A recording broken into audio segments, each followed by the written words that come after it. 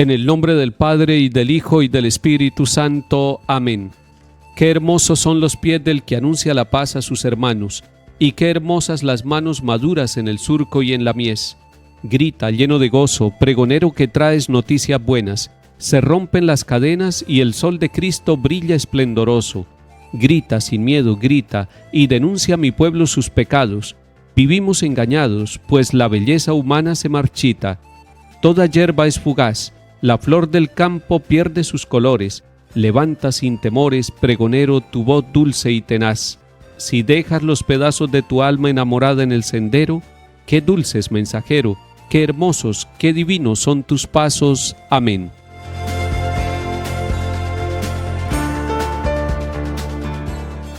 Lectura del profeta Jeremías capítulo 28. Al principio del reinado de Sedecías en Judá, el mes quinto, Ananías, hijo de Azur, profeta natural de Gabaón, me dijo en el templo, en presencia de los sacerdotes y de toda la gente: Así dice el Señor de los ejércitos, Dios de Israel: rompo el yugo del rey de Babilonia. Antes de 2 años devolveré a este lugar todo el ajuar del templo que Nabucodonosor, rey de Babilonia, cogió y se llevó a Babilonia. A Jeconías, hijo de Joaquín, rey de Judá, y a todos los judíos desterrados en Babilonia, yo los haré volver a este lugar, oráculo del Señor, porque romperé el yugo del rey de Babilonia. El profeta Jeremías respondió al profeta Ananías en presencia de los sacerdotes y del pueblo que estaba en el templo. El profeta Jeremías dijo: Amén. Así lo haga el Señor, que el Señor cumpla tu profecía, trayendo de Babilonia a este lugar todo el ajuar del templo y a todos los desterrados. Pero escucha lo que yo te digo a ti y a todo el pueblo. Los profetas que nos precedieron a ti y a mí desde tiempo inmemorial profetizaron guerras, calamidades y epidemias a muchos países y a reinos dilatados. Cuando un profeta predecía prosperidad, solo al cumplirse su profecía era reconocido como profeta enviado realmente por el Señor.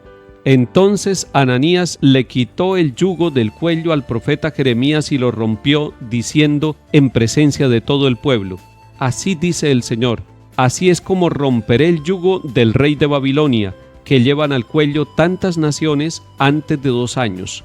El profeta Jeremías se marchó por su camino.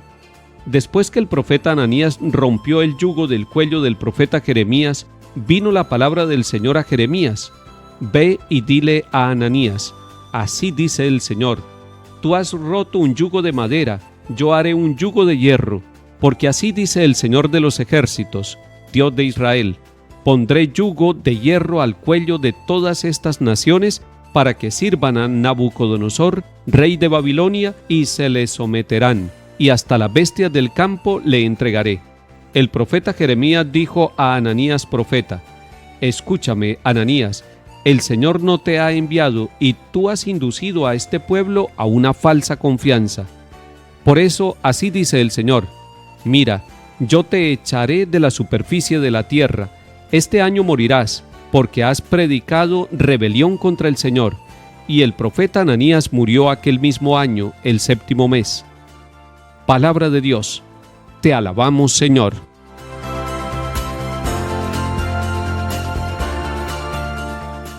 Estamos ante una discusión de 2 profetas, el profeta Jeremías y el profeta Ananías.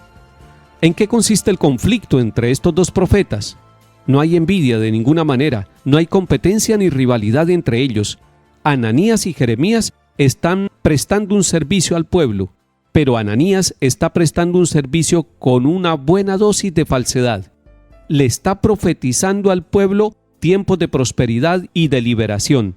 Y eso lo ha escuchado el pueblo, lo han escuchado los sacerdotes y lo ha escuchado el mismo profeta Jeremías.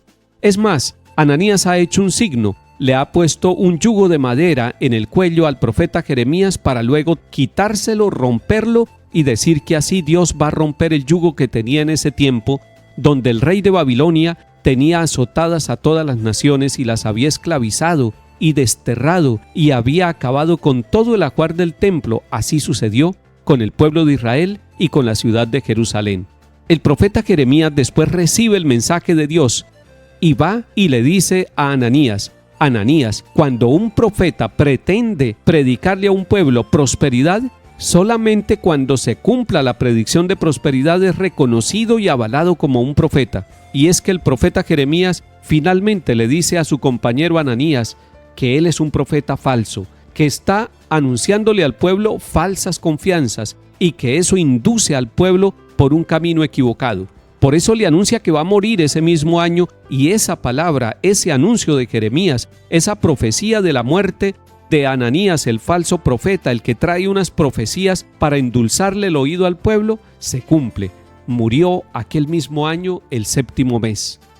En nuestro tiempo también hay falsos profetas de prosperidades, y el pueblo a veces quisiera escuchar solamente anuncios de prosperidades, nada de sacrificio y nada de lucha. Pero la verdadera profecía es aquella que le dice la verdad al pueblo, que es capaz de denunciarle los pecados para que se convierta y viva, pero que es capaz también de anunciarle una voz de esperanza real y sincera, nunca ficticia. Hoy necesitamos profetas de verdad, profetas que nos animen, profetas que nos den entusiasmo, pero que no nos den falsas esperanzas, que no nos engañen, que nos digan la verdad, así la verdad sea dolorosa para nuestra vida.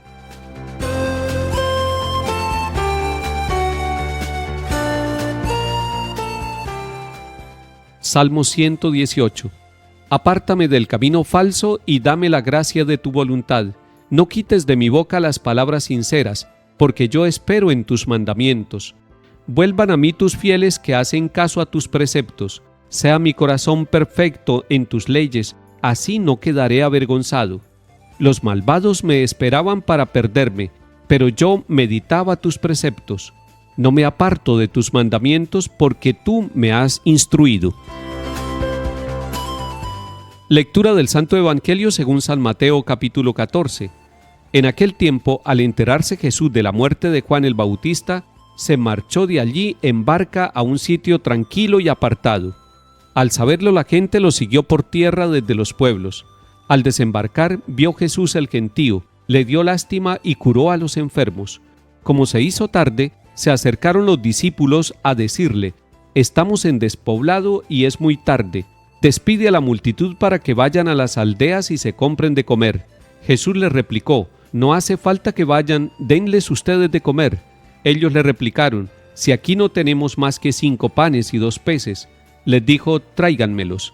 Mandó a la gente que se recostara en la hierba, y tomando los 5 panes y los 2 peces, alzó la mirada al cielo, pronunció la bendición, partió los panes y se los dio a los discípulos.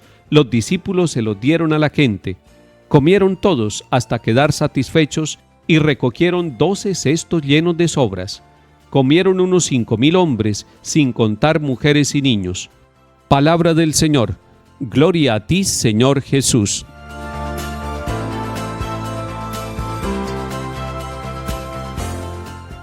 Una de las obras de misericordia es dar de comer al hambriento y también dar de beber al sediento.